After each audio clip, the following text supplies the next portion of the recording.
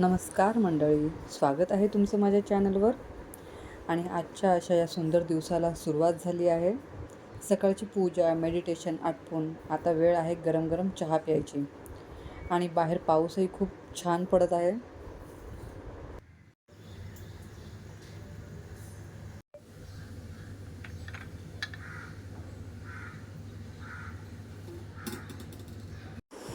तर चहा पिऊन झाला आहे आणि आता वेळ आहे वाचनाची.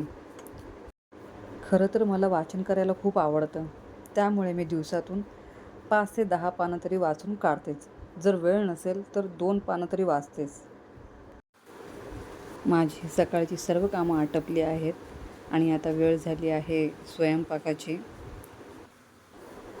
मी 4 डाळी एकत्र केल्या आहे: तुरीची, मुगाची, मसूरची आणि चण्याची डाळ. मी केव्हाही डाळ करताना ती आधी स्वच्छ धुवून घेते आणि मग अर्धा तास भिजत ठेवते. डाळ भिजेपर्यंत एका साईडला भात शिजत ठेवते. भात तयार झाला आहे आणि आता मी करणार आहे बटाट्याची कापं.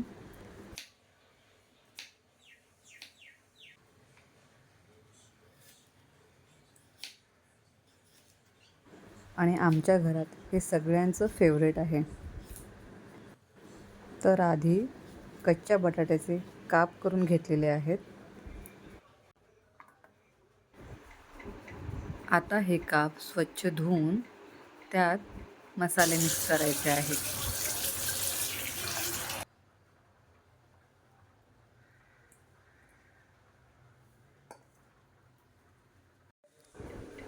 बटाट्याचे काप करताना मी त्यात 2-3 लसणाच्या पाकळ्या किसून घेते.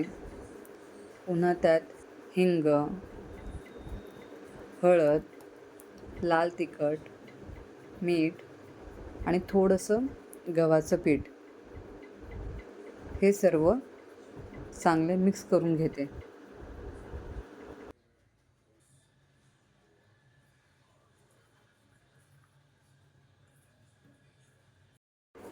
हे आता फ्राय होण्यासाठी तयार आहेत.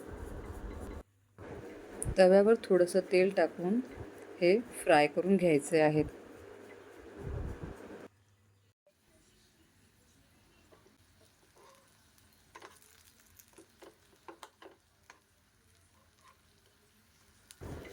दोन्ही साईडने फ्राय करून घ्यायचे आहे.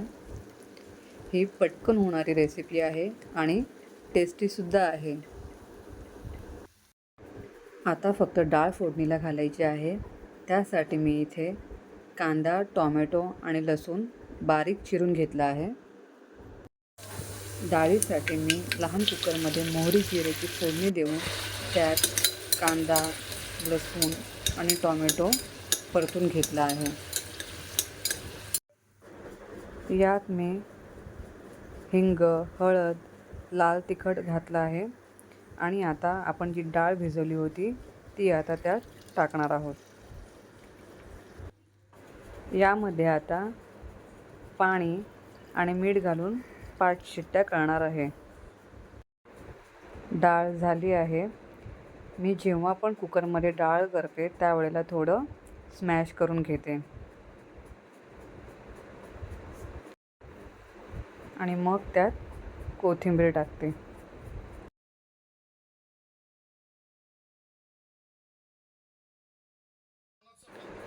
दुपारचं जेवण रेडी आहे आणि आता मी जेवून 1 तास आराम करणार आहे, कारण संध्याकाळी माझा ड्रॉइंगचा क्लास आहे.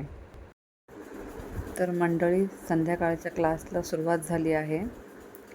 आता मला देखील मुलांना शिकवायचं आहे. जर तुम्हाला हा व्हिडिओ आवडला असेल तर नक्की लाईक, शेअर आणि सबस्क्राईब करा. धन्यवाद.